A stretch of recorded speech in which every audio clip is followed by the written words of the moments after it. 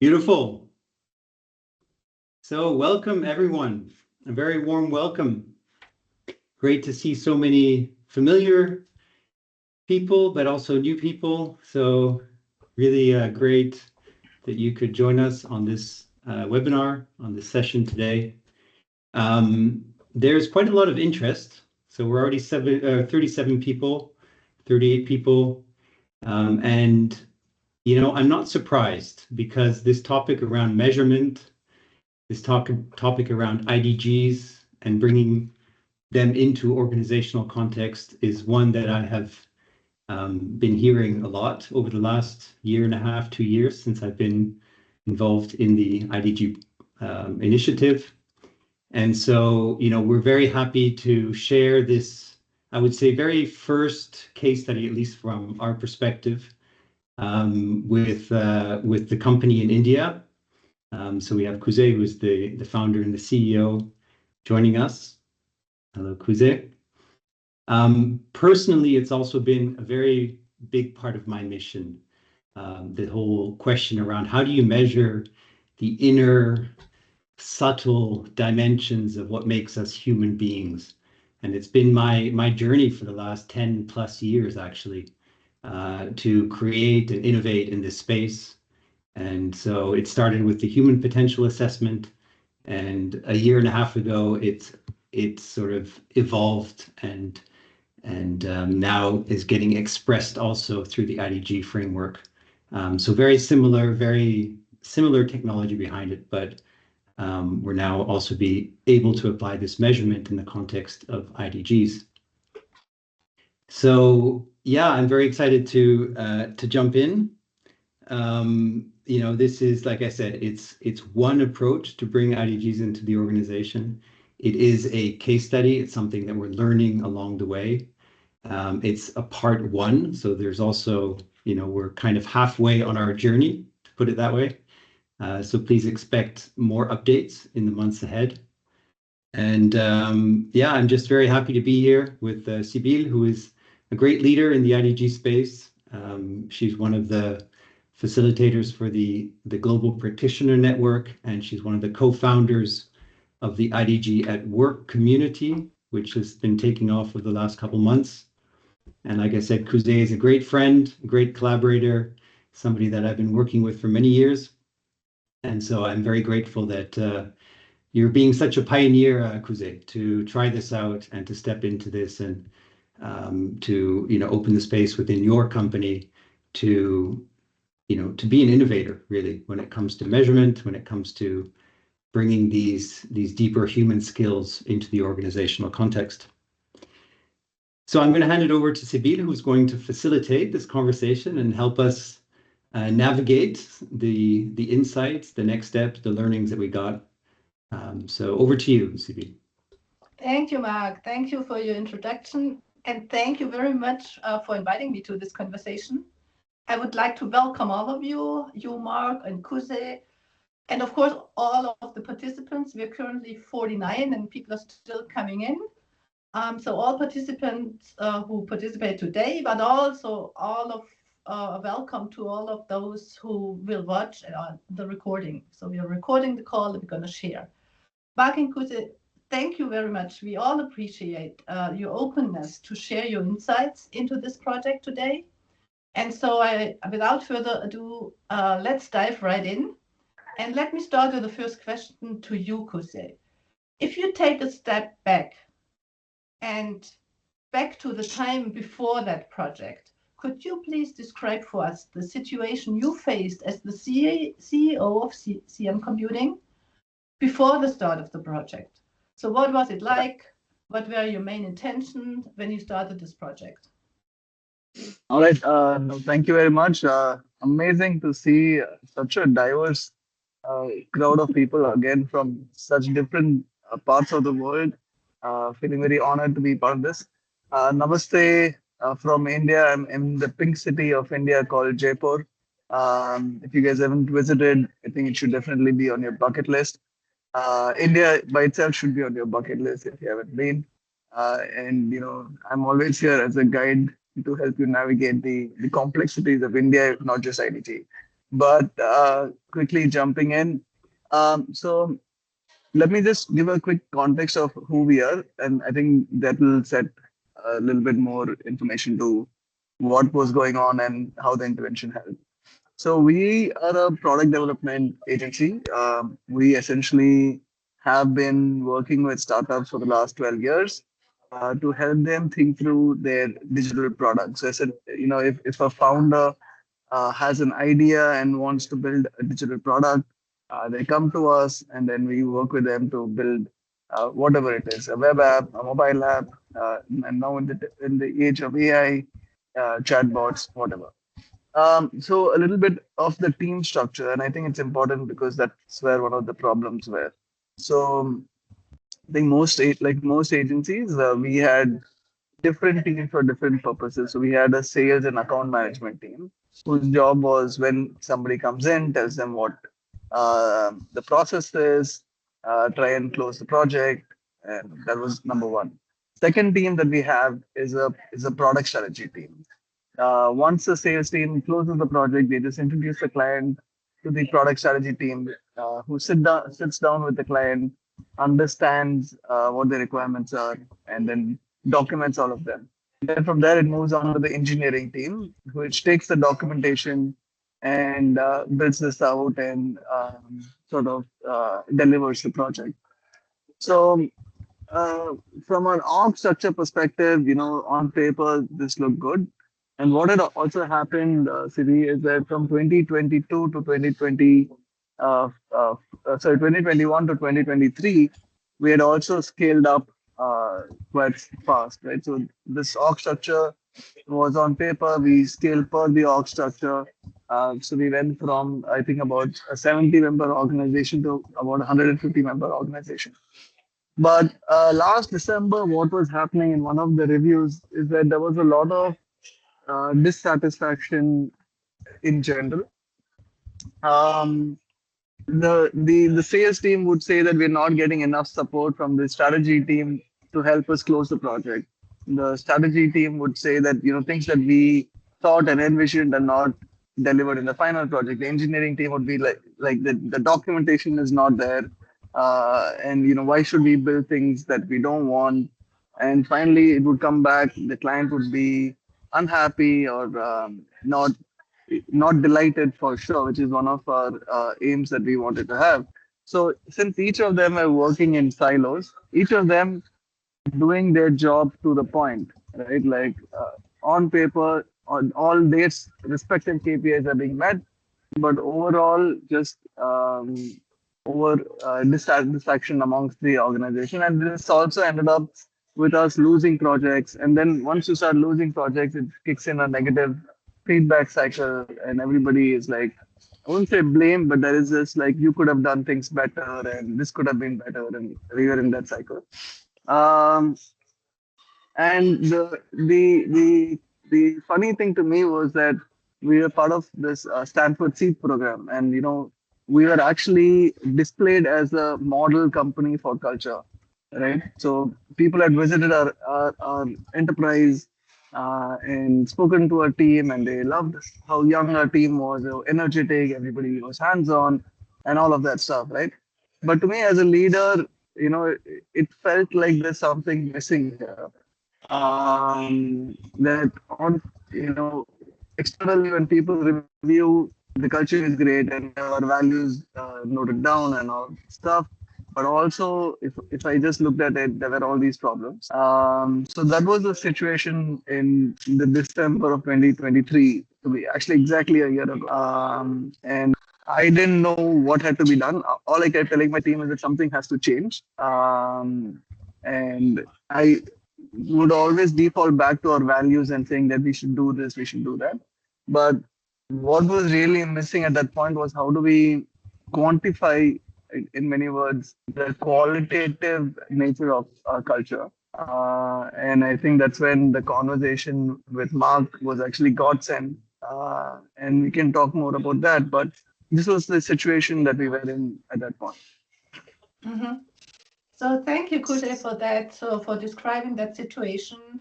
And I got the outside looked from the outside to the company in a totally different way. You've been a model company for culture, but in the inside, it felt that something was missing, that there was a disconnection. And so then Mark came in. And Mark, maybe I ask the next question to you. So can you elaborate what you did? So what were the steps you were taking? How did you approach that project? So the understanding was values need to be reinforced, and the culture, the living of the culture, and that's this more qualitative aspects, they need to be reinforced. So how did you approach it? What did you do? Yeah. So this was also around the time that we were coming out with the inner development goal version of the assessment. And so, of course, I was looking for, pilots where we could bring this into organizations and start to validate it and start to see how does it work in the organizational context. And so when Kuze and I were speaking, there was this light bulb that went out and off, and it was, maybe we can take his 8 values, the 8 Siam Computing values, and see if it's possible to map them to the inner development goal skills. And that was a very exciting kind of idea, because if we can map them, that would mean that we would potentially also be able to measure where they are in terms of living their values on a day-to-day basis. So we went into sort of a qualitative exercise with members of Kuze's team. We worked with the HR and product development and a few other people, and we really just sat down and looked, explored the essence of what these values were. And they've done a really good job, not just putting words on a piece of paper, but actually defining them as well, making them very concrete and specific. And that helped us a lot to do the mapping, because we would put the 8 Siam values on one side, and then we would have the 23 IDG skills fully defined on the other side. And we just had like very, very, very profound conversations about where do we see fits. And after a while, we started to see that indeed we can map these really nicely. And we ended up with 2 IDG skills per value. So there's 8 values, and we ended up with 16 IDG skills. And if you allow me, I will just kind of give an example of what that looks like.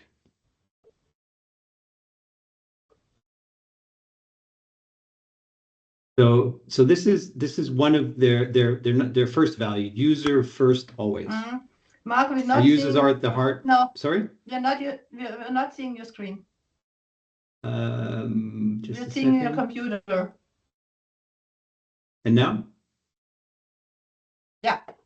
Okay. So user first always. Our users are at the heart of everything we do. We always lead with the end user in mind, their needs, pain points, experiences, feedback, drive our decisions and actions. And we ended up identifying perspective skills and inclusive mindset as the 2 IDG skills that fit most appropriately to this particular value. And we did this for all 8.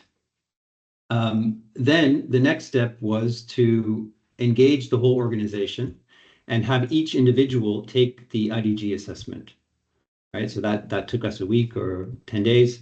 And then we went into an analysis phase where we extracted the data, compiled it, and then again, a process of sitting down with the team, so people internal to Siam Computing, and start the sense-making process. We really dived into it and said, okay, what does this mean? Which one of these IDG skills are most expressed or least expressed? What does it say about the values and how much the values are being lived?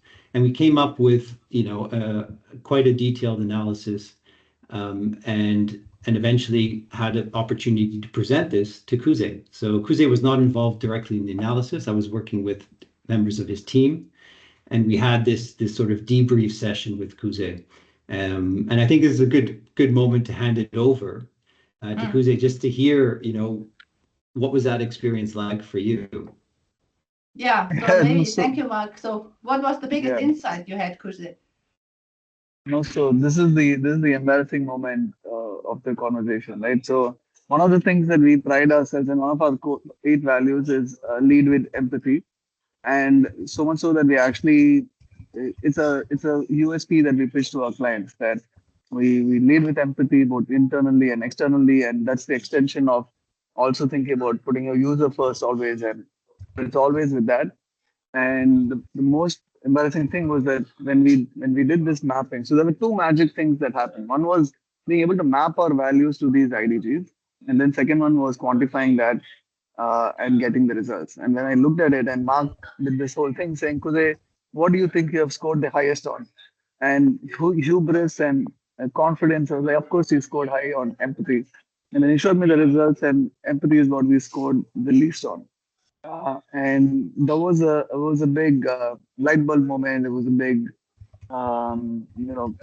thing that we realized. My grandfather used to say that 80% of solving a problem is acknowledging that a problem exists. And we didn't even know that this was a problem, right? And this assessment was something that brought that out to the fore for us. And just talking about it internally and showing that this is where we are, this is the report card, was actually a very big step change in everybody's mind. So because, as I said, we internally used to pride ourselves because we had won these awards and whatever for being a model culture company. And then when the results came, we realized that there's a lot more work to be done. And that was the start of the journey. Okay, thank you. So this is basically the big insight for you was that what you perceived as a CEO was not exactly what the culture showed or what the people showed. Yeah. So this insight, as you said, and having now this clear in front of you, and thanks, Mark, for putting it up here, that empathy obviously scores quite low or is the lowest, instead of you thinking it would be very high. Now, maybe we I just want to emphasize that, sorry, just this mapping, right, was itself amazing for us, because seeing our values translate to actual skills was, as I said, first magic recognition, and then being able to quantify it, two really key things that opened our eyes up. And if we look back now, you said this whole process started a year ago, and now what actually has changed?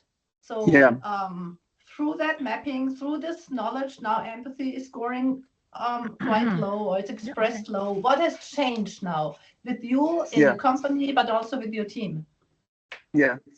So I'll give a quick overview, but I thought it would be best to hear it from the horse's mouth. So I also have somebody from my team. She heads operations. But before I invite her, overall, we have seen increase in coordination with and I'll give a specific example and a case study of how this has impacted business and bottom line and all of that.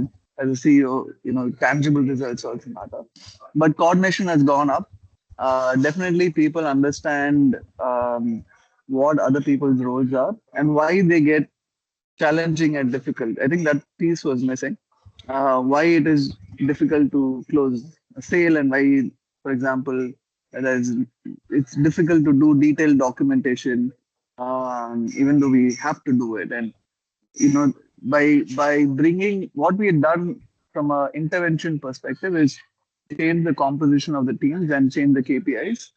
So instead of it just being a responsibility of the strategy team to complete the document, it was strategy and engineering had to work together to finish the document. And the KPIs are now more shared.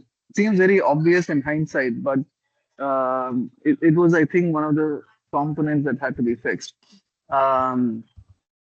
So I want to just quickly introduce Devi. Devi is one of my team members, a very cherished member. She is the director of operations. The largest team reports to her.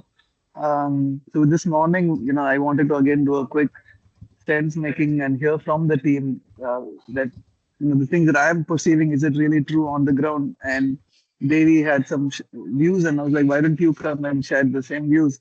So Devi, on to you. Please go ahead. How do you think we have seen a change in culture over the last 12 months? Hi. Very warm wishes for all of you guys. So to begin with, so the last year, one of the biggest difficulty which we face as a team is that we were very aggressive in terms of not completing the work. We are just the communication is not proper with the peer people. Everybody is little agitated, and they are just pointing the fingers out of each other. But this year, I could feel like everybody is taking a step back. They are thinking in the other person's shoes, and they are giving them the leverage where they can work on their own. For a small example is that even my developers who work with my own team is now working with a distributed team. So they are working with a different people who's not even the part of Siam Computing. So they are a distributed team where they work with the different companies development team, and there is no conflict between the developers. So they are mingling with them very easily. Their ownership has improved a lot, their communication has improved a lot in terms of understanding people. They are very empathetic towards people, and not even within the team, they are also doing with a distributed team.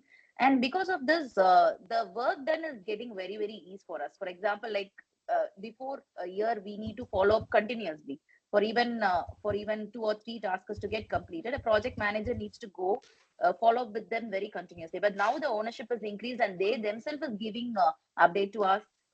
They are treating the people very equally. They are very empathetic, and they also think in the perception like what are the difficulties faced by the juniors. We will help them out in terms of development, and there is a very high positive thing in terms of collaboration. So now, as a result, the collaboration increases, and people are also very happy to work in the workplace, and they feel like they are working as a team, so that the pressure is little reduced, and the output and the productivity is increased.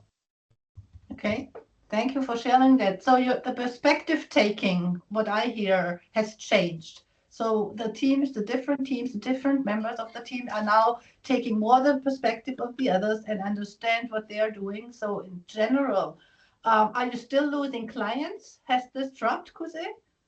You were talking So, about you were losing mhm. clients a year Yeah, ago. yeah. No, so we have in fact, we have in fact, gained more clients, and we, for me, from a CEO's perspective, things are more or less on an autopilot, because everybody knows what they're doing and they're working together. Let me give you so I remember I said that we were doing services before. What has also now changed is that we have started building our own products, and I'll give you a small case study of what has happened. So we used to have a product that we built in 2017, and we launched it, and it was good, and people were using it. But since 2017, it was a small fish to fry, and we just left it. And it was like a abandoned child, right? Nobody's responsibility. It's just there. Nobody wants to take the initiative of stepping in and reviving that product and whatever it is. The product is called Hisabing. So this year, as part of the change of goals and whatever, I said, can we fix this? Can we take this up? And now you have to understand that this is a product that is already in the hands of the user. There's a salesperson who's trying to sell this. There's a design and strategy person who has to improve the product. There's an engineering person who has to not only deliver it, but also make sure that people are already using it. There's no disruption. And it was like intense, close coordination amongst everyone.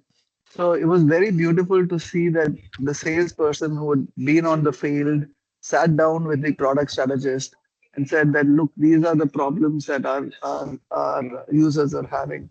That would not happen before. Earlier, what would happen is the strategist would think of what we should design, and then it would be the salesperson's job to just go out and sell it. But that itself was a beautiful thing to see that there was collaboration there. Both of them are saying what is the best product we can create for it.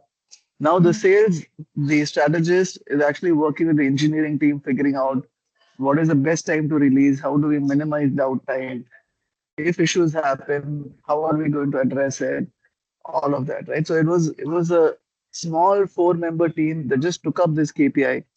Each of them worked very closely with each other. knew what was the challenges they were facing at the other end, and worked together to mitigate those challenges.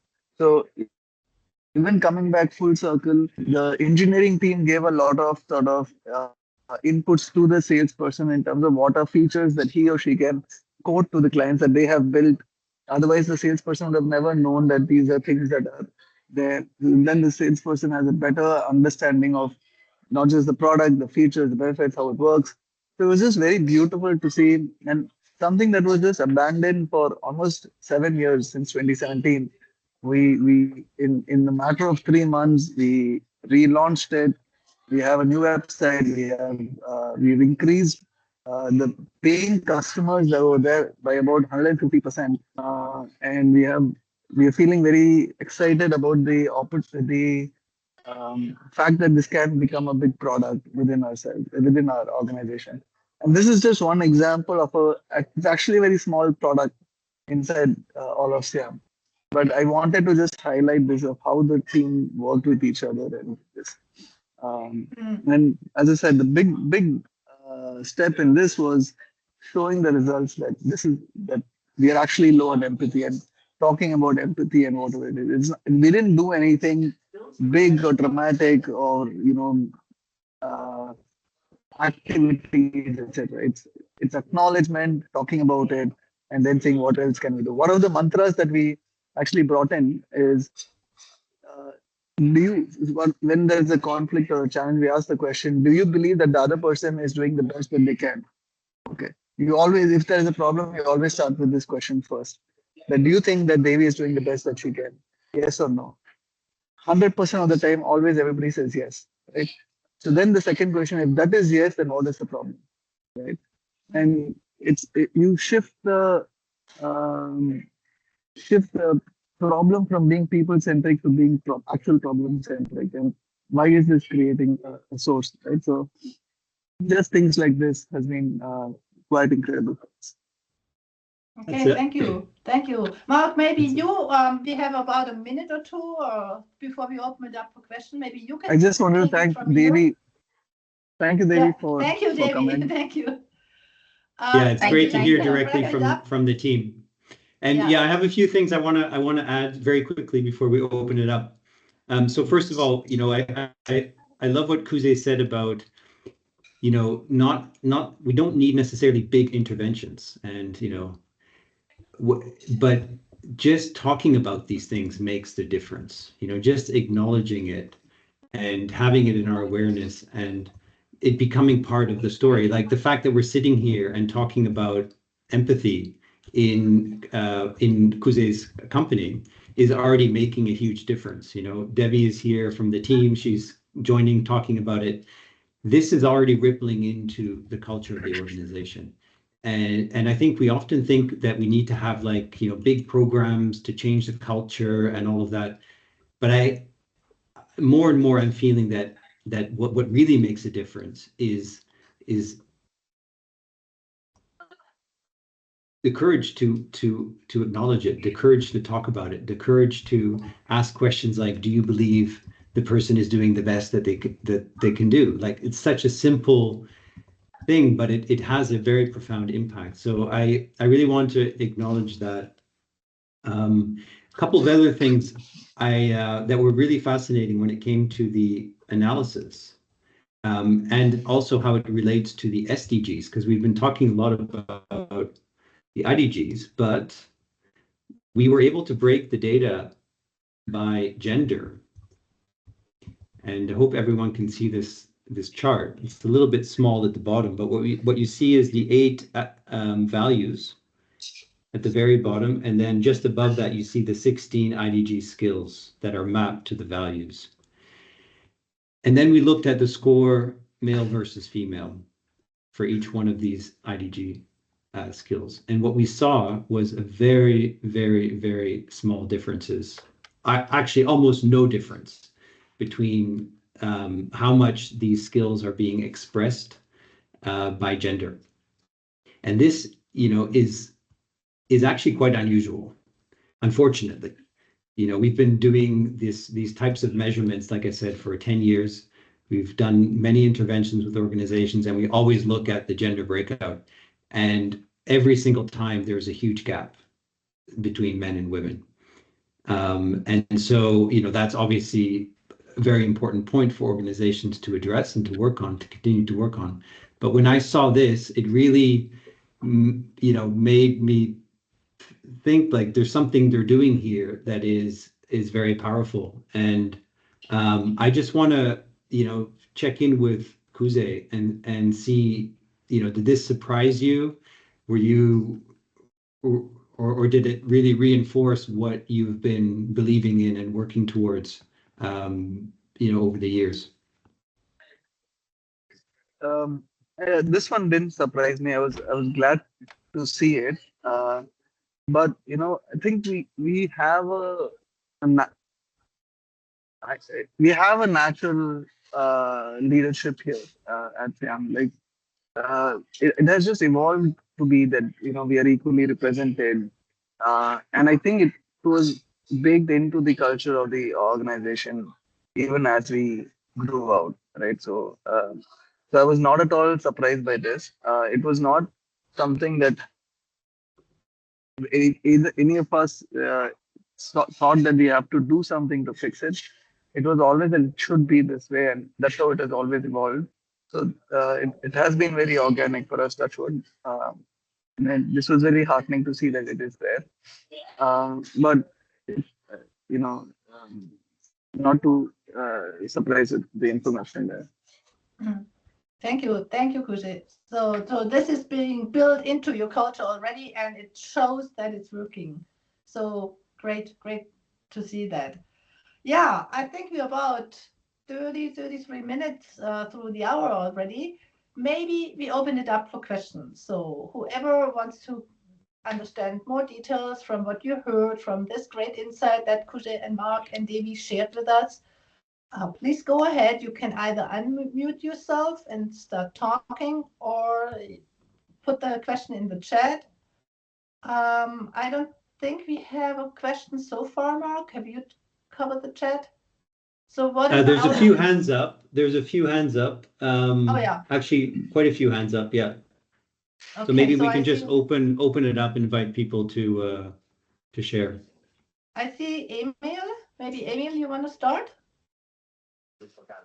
Sure thing. So very interesting to hear both of you guys. But Mark, I'm really keen to hear more about the measurement tool. So if you could share a little bit specifically, how do you collect the data and how the process is used to measure and really evaluate the inner skills? Yeah, I can definitely speak a bit more about that.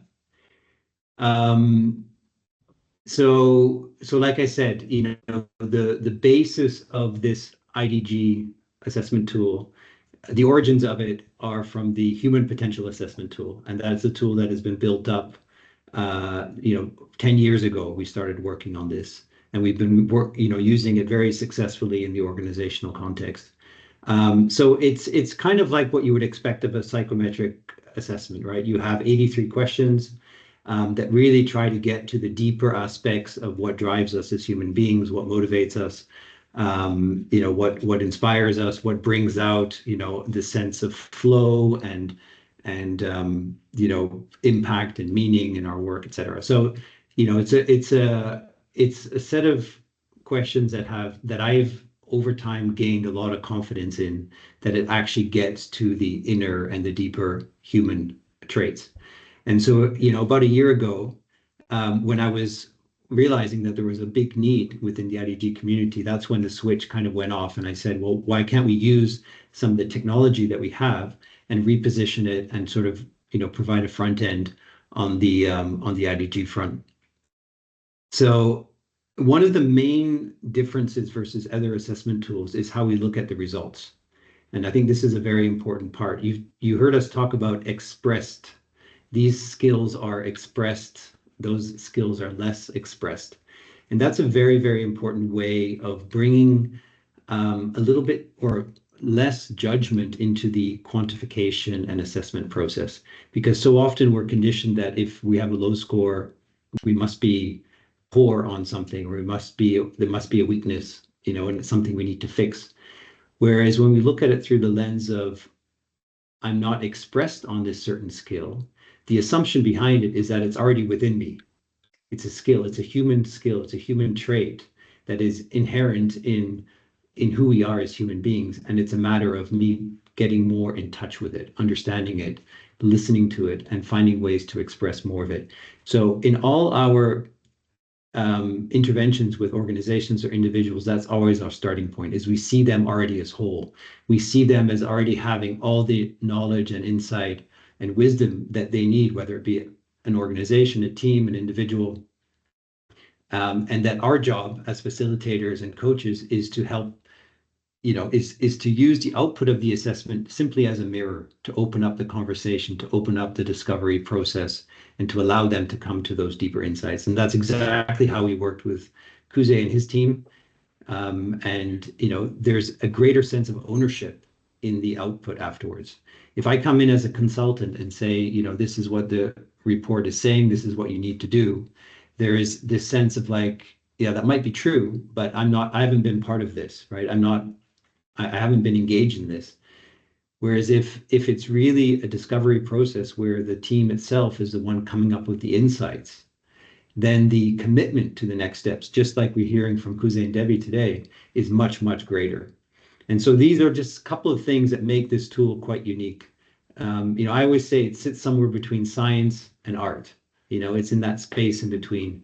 There's definitely a lot of robustness to it and a lot of validity that we've been able to demonstrate over the years, but there's still also an element of art in how we debrief it, how we hold space for the discovery process. Okay, thank you, Mark. I see Marvin. I think you're the next, at least on my list here. Just open up the mic, please. Yeah.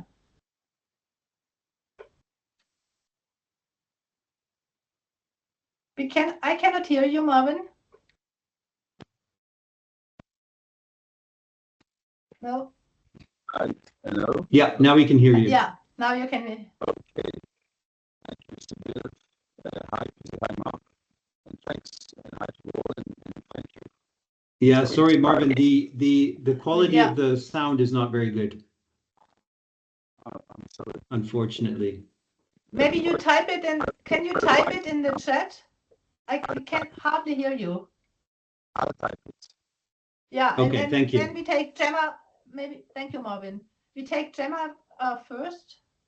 Hello, can you hear me? Yeah, we can hear you. Great. Cool. So I'm about to start a community development project, and I'm really interested in using this tool as a before measure to then do training and facilitated home groups and self-discovery, and then measure again afterwards and use the vocabulary of IDGs as a prompt for thinking. And I'm just wondering, from a data perspective, how to work with participants, because I'm not a part of the IDG organization. Would I get them to fill out the assessment and email me their individual reports and collate data? How do people who are not working for the IDGs use the tool for data analysis is my question. Okay, so the tool is open and free and accessible to anyone. So I'll share the link afterwards. So anyone can go in, access the platform, take the assessment, and get their report. Now, that can already be useful. There can already be some value in doing this yourself, but 90% of the value comes from having a debrief with a certified coach. So somebody who knows how to hold that discovery space for their clients. And we've just kicked off the certification trainings. So we completed one in November. We'll be doing more in the new year. And this is really about giving people the skills and the know-how to do that debriefing process based on the report, based on the output of the assessment. Now, if you're doing a project at a team and organizational level, there is an analytics platform that you would have a special access to, and there you can do the types of breakouts and data analysis that I was showing before, for example, by gender or by level in the organization or by teams, you can do different breakouts and do analysis. But that's really only if this is a larger organizational project like the one with Siam Computing. If it's at an individual level, the report and the output of the assessment is immediately available after you take the test. So for a group of 25 community leaders, is there a way to collate that data or get access to it all in a lump? Absolutely, yes. Yeah. So you can get a collective report, and you can also, like I say, you can do analysis on that. So that's absolutely possible. They would get a special link that would take them to that, their sort of we would have to create something in the back end that would link to that specific group. They would get a specific link, and all their data would be collected in that section of the database, and then we could do analysis on that. Lovely. I don't want to take more time, but maybe I can email about the logistics. Sure. Yeah, we can talk more about that. Maybe absolutely. Do that. Yeah, great. Yeah. Okay, so I have one more hand up. That is Peter. Yeah, okay. And then I have a couple. Maybe you go, and then I have another in the chat. Peter, up to you. Kuze, very interesting to hear the story. My question is, development work as a technical IT organization. Obviously, there are a lot of emphasis on expertise, skills development. But what about the human development side?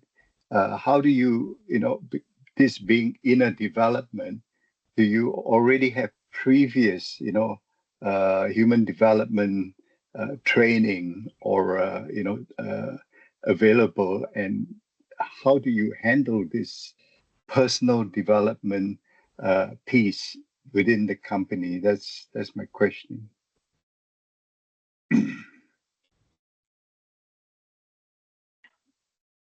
Can you hear me? Yeah, we can hear you. So one of the things that where we start is from our goal setting perspective, and the goal setting is from a personal level, right? So the team that works with me, for example, every year, at the start of every year, we sit down and we ask them what is important to you this year. It could be anything. It could be I need to take a vacation with my parents. I need to write a book. I'll give you an example from last year. Two of the women in my leadership team, including Devi, had never driven a car before. And it's in India, it's an evolving thing. And the fact that you own a car itself is a big deal for women. Used to be a big deal for women. And that was one of the goals that she set for herself.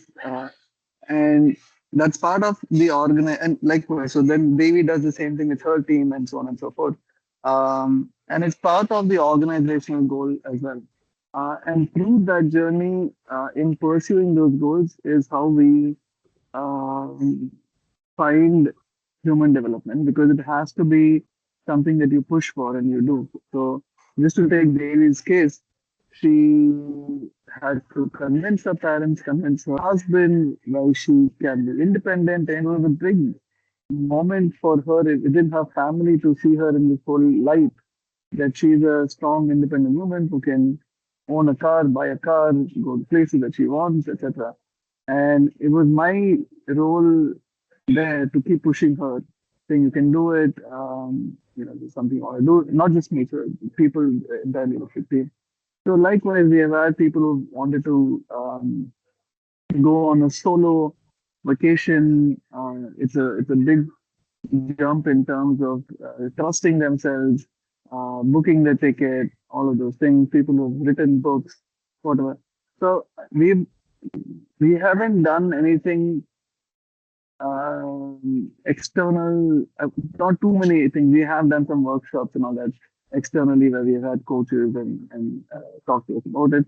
But this is the framework that I follow for myself, and it's a framework that we brought to the organization, and that's how we sort of push each other to see where we want to be. So in this course, we've done so many things. Like this year, one of the big things Daily had was to present at a conference and speak in front of hundreds of people, right? And as uncomfortable as it was, it's something that we made happen and created that opportunity and all that stuff. Chin, one of the other members, wanted to buy a motorcycle and do that. I can give multiple examples, but I don't know if this is helpful, but it's how we think about organizational and personal goals being a combinatory thing. It's something I write about as well, that life is one giant to do. Everything is part of it. It's not at home and it's not at work. And how we create and facilitate that is something we need to think about. I hope that answered your question, Peter. Yeah. Yeah, no, thank you. That's very interesting. If I may, Sybil. Well, we have one other question, so okay, just right. a sentence. Okay, so because there are a couple of questions. Yeah, okay. Go ahead and finish your thought. It's very simple what you're doing in terms of development, and I see the point in your insight, and that is looking for stretch goals, because it is putting people in the hot seat, if you like, in the hot situation, that there is development, and I find that very interesting. So kudos to you, Kuse, for that simplicity in stretching people's potential, if you like. Yeah, thank you. Thank you, Peter. Thank you very much. So Kuse, we have one more question to you, and that is from Emil in the chat. What motivated Siam Computing to adopt the IDG framework and the IDG measurement tool instead of other existing cultural development methodologies? So why IDG and the IDG measurement tool? So I don't know if you've heard of this book. This guy called Ben Horowitz. It's a book called "What You Do Is Who You Are." If you guys have read it, we can talk about it. But this book left a big impact on me. It covers the story of 3 or 4 important people in the world and how they have, like, how Genghis Khan thought about culture and how that impacts them. All that. It's a fascinating book. One of the quotes in that book is, if you don't set culture. Oké, dus ik kan hier zo nog even in de vergadering. Okay, so we have somebody. Please unmute yourself. Nee, doe maar. Hello, we have somebody talking in the background. Please mute yourself. I think he's taken his headphones off, so it doesn't. Okay, sorry, Kuse. No worries. One of the quotes in that book is, if you don't set culture, 2/3 of it is accidental and the rest is a mistake. And again, for me, all of these, balance between left and right, quantifying this thing, the 2/3 of it is going to be accidental. We're just going to fall into a culture is something. So that's why we're looking for a tool that would help us quantify this. Why inner development? As I said, even in my previous example, point is that I have gone through lots of inner transformations, and I have seen how that impacts me at work. And we are all humans, and how we show up at work is how we go through life, and it's all interrelated. So for me, it was a very obvious thing that, like, it was just a thirsty person finding water. This makes sense to me. So as soon as Mark had told me about it, I was on board, because this is something we are doing and we were looking to quantify and go forward. So I'll be honest, I didn't Google or search and find IDG, but our philosophy matched with the thought process of what IDG was when Mark presented, and that's why we latched onto it. In fact, I have known Mark for many years, and we've never done the being at full potential survey. Sorry, Mark, but as soon as it was in the context of IDG, it made sense to us, right? And it's as I said, who you are at home in life is how you're going to show up at work. and it's the same human. You cannot take them out of one context and just plug them into the other. So it is all connected eventually. Okay, thank you. So I see one question. Yeah, sorry you're late. Somebody's late. Please watch the recording. So we're not going back into the insights because we extendedly talked about that in the first half hour. So I would ask you, please watch the recording. Mark, there's also a possibility. Is there a possibility to get trained becoming a certified coach? You want to wrap it up by talking about that in? Yes, absolutely. Yeah. So I'll just share the link in the chat. There is another training starting in February. Feel free to check it out. But yes, we organize these trainings every quarter or so, and it's a 4-week training, 2.5 hours per week, so a total of 10 hours training. And that really kind of gives you all the resource and the knowledge and the experience, because a lot of it is going to be practice throughout this this learning journey, to be able to hold that discovery space for your clients on a one-on-one basis. Sibylle, you just joined, so maybe you can say a couple words about how you experienced it, and that maybe can just better than me. Yeah, maybe I have to tell you that a year ago I was totally opposed to measuring IDGs, and only through conversations within GPN gatherings with Mark, I kind of understood, yeah, maybe it is a conversation opener. Maybe it is a first step. I'm more a very intuitive person, working with the IDGs on a very intuitive basis. But I understand there are people who actually want to answer the questions, want to take the test. And so this opened up a different conversation for me. And I was really happy to join that first cohort of people who did the IDG Measurement Tool certification program. And I think it was very inspiring and insightful how Mark and Peter ran the training. And it opened up, see it as a conversation opener and go from there. The journey only starts there. So I like to think about really as a journey, and you book a trip, maybe at the computer, you pack your suitcase, but once you did the measurement and the certification and had that debriefing interview with a trained coach, then you open the door and actually the journey starts. Before, you're still sitting in the house and maybe you're dreaming about the journey and it's all in your mind, but it's opening that door to actually go on the journey and take the step, take the suitcase and go wherever it leads you.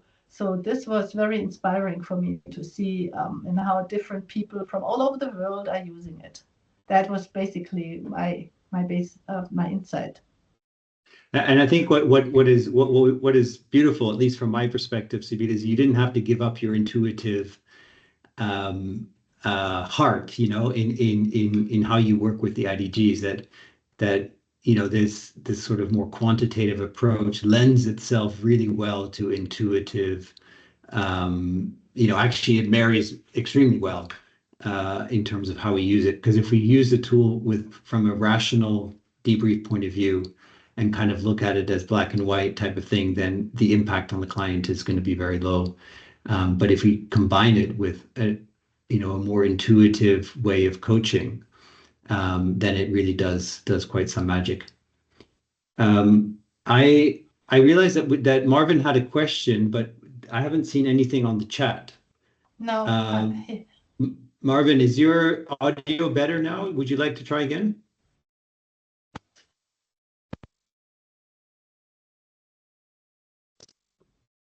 No, we can't hear you, unfortunately. No. Maybe you take it in the community. So in ID at Work, you can link to Marvin, and maybe you chat. Actually, he's put the question in the Q&A section. You can see it there. Oh, can you see it?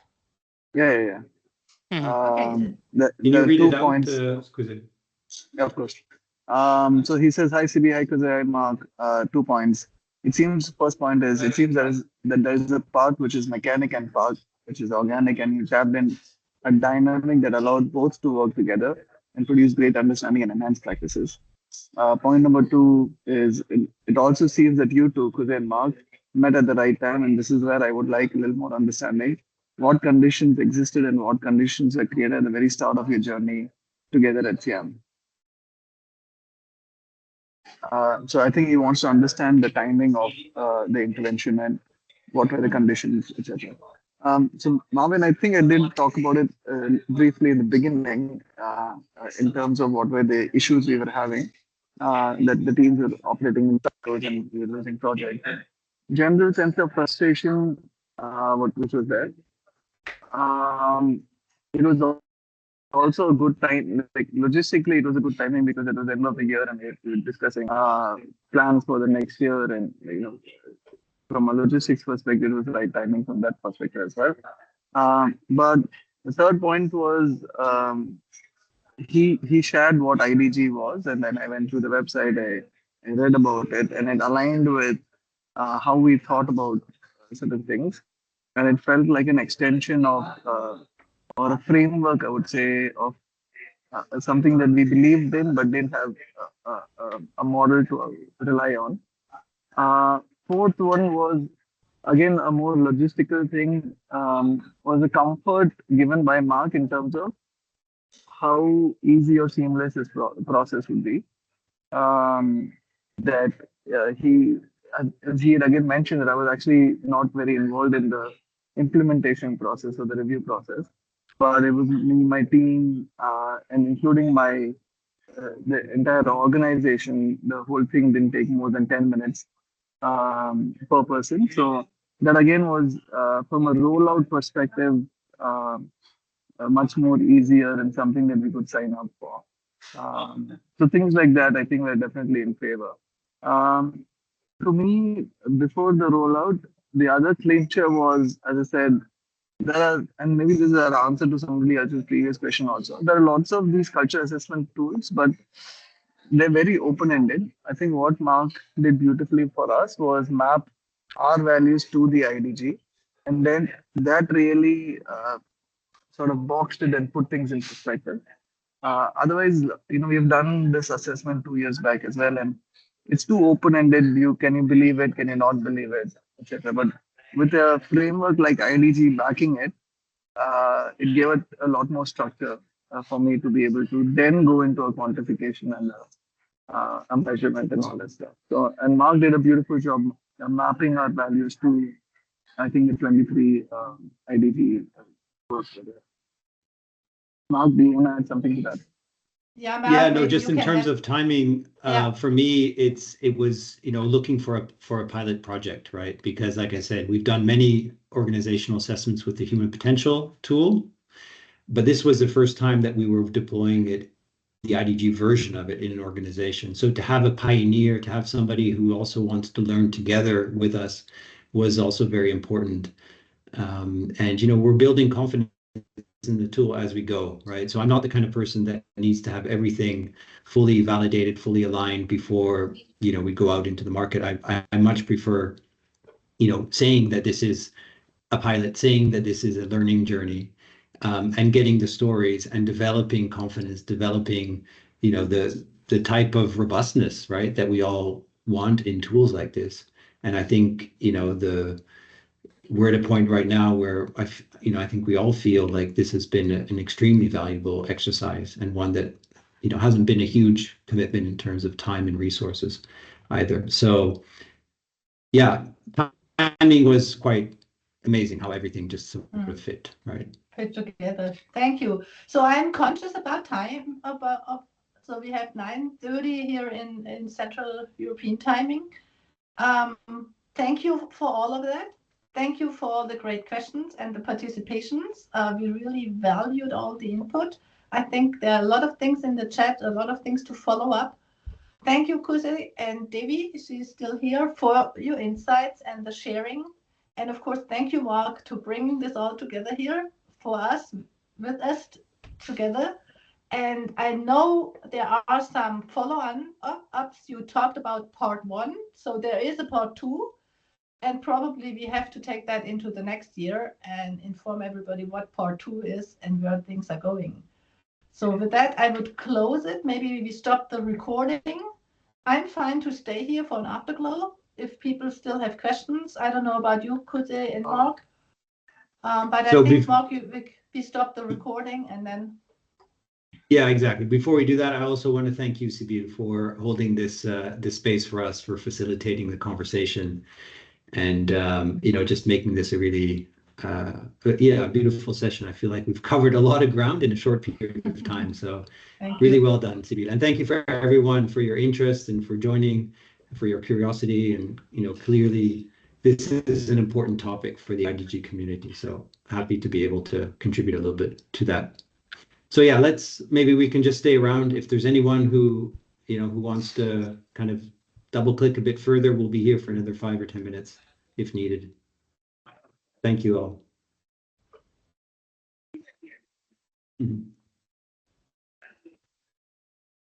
Mark, Sibyl, I don't know who to ask this question of. This is Virginia again. I was in Stockholm and I attended the mini workshop of Maria Grazia Testa, who has, I don't want to say a similar program, but something to really address the IDGs in corporations. Are you familiar at all with what she's doing? And are they parallel? Are they not at all the same? Do you have any idea? So we're also talking to Maria Grazia, and you might know that there's another conversation going on tomorrow. Yes. It's Nadine Canning is driving this program. I would say it is a different level. The way I understand it, I haven't seen her tool yet. I haven't seen the assessment tool. The way she's approaching it, it's much more looking towards SDGs and linking SDGs and IDGs. And I think what Mark's tool is doing, it's much more an open tool to drive it to the very specific needs of the companies. So you can match like they did with the values. So you can tune it into companies on a different level, tune it more towards culture and tune it more towards leadership, I would say. Okay. And Maria's tool, the way I understand it, I haven't seen any reports, and I think she's going to show her case study tomorrow, is more that there is then an outcome that the organization is involved differently, and there is a list of to-dos towards reaching SDGs. And so that is the main difference as far as I understand it. But as I said, I have limited knowledge on Maria's tool. But happy to maybe if you don't have time, there will be a recording tomorrow. I'll be there tomorrow. Great. I think it's a great question, Virginia. And there's value in all these tools. I think that's the most important thing I want to say, is that there's space for many tools, and there's value in a lot of tools. And I think what's important is that people sense into, which one is most fitting for me as an individual, and for the context of the organization. But I'm definitely somebody who embraces innovation in this space, and I believe that there's room for a lot of different approaches. So I'm also very curious to learn a bit more about ecologies. I think it's called, right? Ecologies. Yes, ecologies, exactly. Right? It's called ecologies, and I think Mark's tool is more open also for individuals. Ecologies really goes in the direction of the organizations, and then coming up with an output, what to do, what are the next steps towards SDG alignment. Okay, thanks. I'll know more tomorrow. And I'm sure that at a corporate level there'll be a fee involved, whereas the free assessment is those will be interesting, and we can take that offline when I have a specific case. Yeah.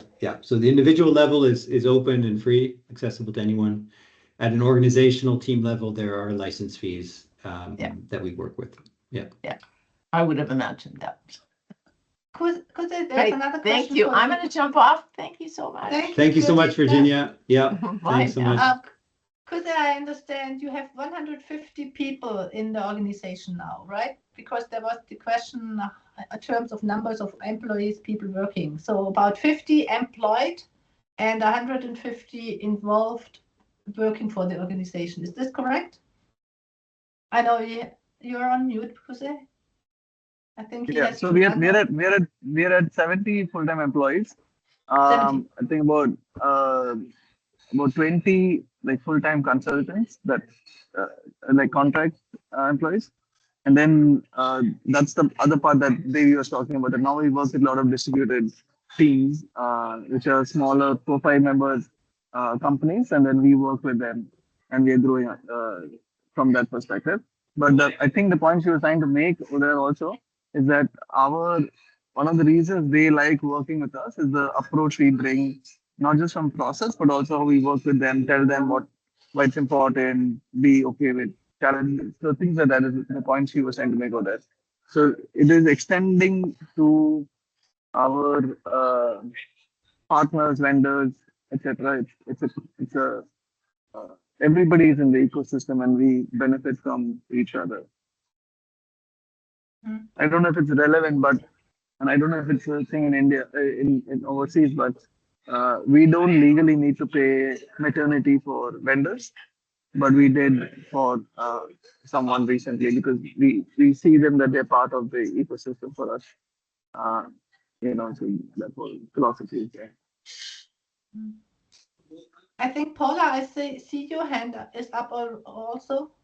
Yes, thank you, Sibyl. Sorry, it's really early here in Canada. I don't know where you are, Mark, but yeah, no, it's early in Canada, that's for sure. I'm in Switzerland, so yeah. Okay. But thank you so much. My question is actually for you. Have you ever used this in the time that you ideated this framework, in addition to the IDGs, but of the measurement tools that you're using or that you've included in this framework here? Have you used this with or in conjunction with government or policy officials at all? I'm asking because I have someone in mind who might be interested in looking at how you go about measuring and how it might be applicable to policymakers. Yeah, great question. In general, I would say it's applicable to anyone and any size of organization, any type of organization, because what we're talking about is unleashing leadership, unleashing potential, unleashing deeper insights in terms of how we can show up and be of more service in our organizations to the world, etc. And so definitely government policy, for-profit, non-profit, all can benefit from this approach. The more important criteria is the level of openness to go on this type of journey, I would say. So that there is this sense of, yes, we've kind of reached the limit of our current, development strategies. And we're throwing a bunch of money on how to improve employee engagement, but we're not seeing a lot of impact. So there must be something that we're missing out here. And I think that something is the inner aspect, right? So what is it that is going on deeper inside of people, and what is the deeper sense of what drives people, what motivates them, what gives them purpose and meaning, and how do you align individual sense of purpose with that of an organization. And so I see the work really about that. And we have worked with the Banking Commission in Mexico. We did actually a very big project with them back in 2018. I think it was close to 1,000 of their employees took the assessment, and there were 30, 40 workshops that were run with the output of that data by our local partner in Mexico. So we did the assessment.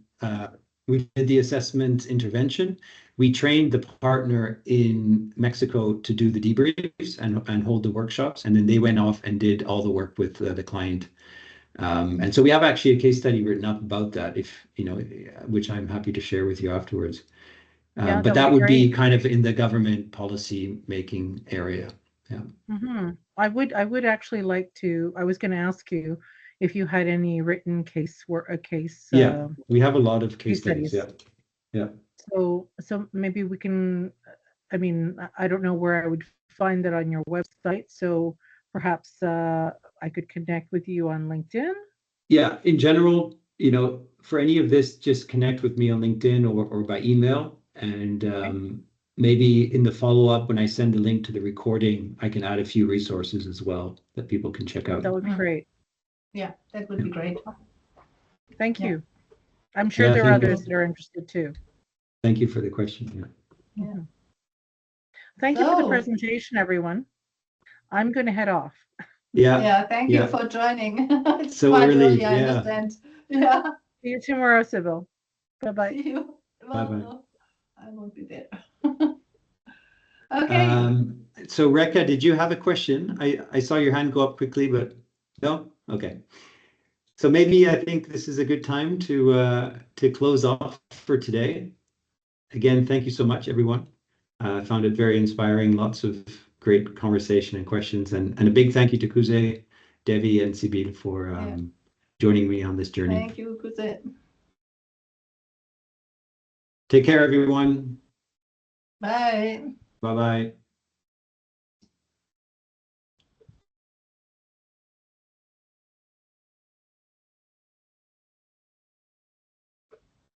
Okay.